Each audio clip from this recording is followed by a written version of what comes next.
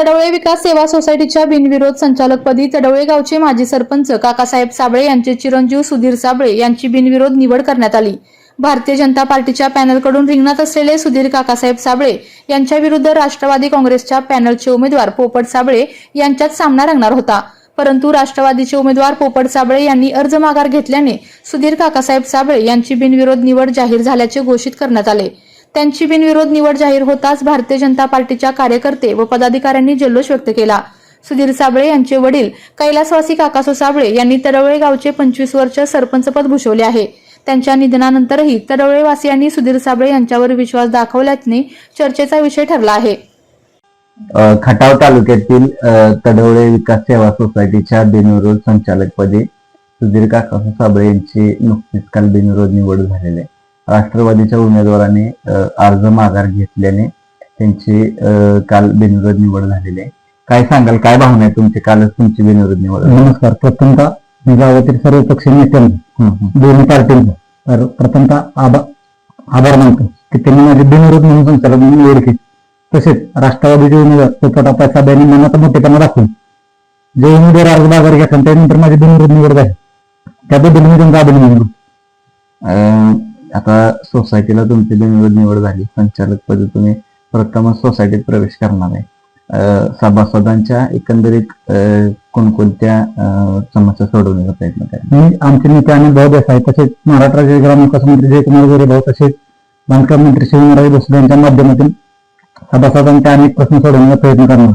तसेच सभासद वाढीचा सुद्धा एक मुद्दा आहे, त्या मुद्द्यावर अभ्यास करून त्याचा पाठपुरावा करून ते काम मार्गी लावून सातारा जिल्हा बँक शेतकऱ्यांची बँक आहे किंवा एकंदरीत तुमच्या सोसायटीच्या माध्यमातून सभासदांचे अनेक प्रश्न प्रलंबित आहेत, काय कराल तुम्ही सदर संचालक? त्याच्यानंतर त्याचा असा विषय आहे की बँकेचे उपाध्यक्ष अनिल भाऊ देसाई, तसेच आमचे मार्गदर्शक प्रभाकर राजे साहेब यांच्या माध्यमातून, तसेच मान तालुक्यातील सोसायटी शेखर गोरे यांच्या माध्यमातून जे सोसायटी सभासदांचे प्रलंबित प्रश्न आहेत त्याच्या संदर्भात त्यांच्याकडे वेळोवेळी पाठपुरावा करून त्यांच्या सगळ्यांचे प्रश्न सोडवणार।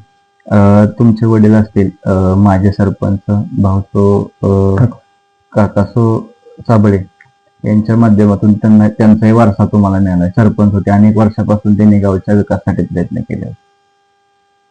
असा विषय आहे की आमचे वडील सर्व 25 वर्ष ग्रामपंचायत सदस्य म्हणून, सरपंच म्हणून, उपसरपंच म्हणून गावाच्या जडणघडणी त्यांचं अनेक म्हणजे मोठे योगदान, त्यांना भावपूर्ण श्रद्धांजली म्हणून त्या दोन्ही पार्टीने मला बिनविरोध संचालक दिले।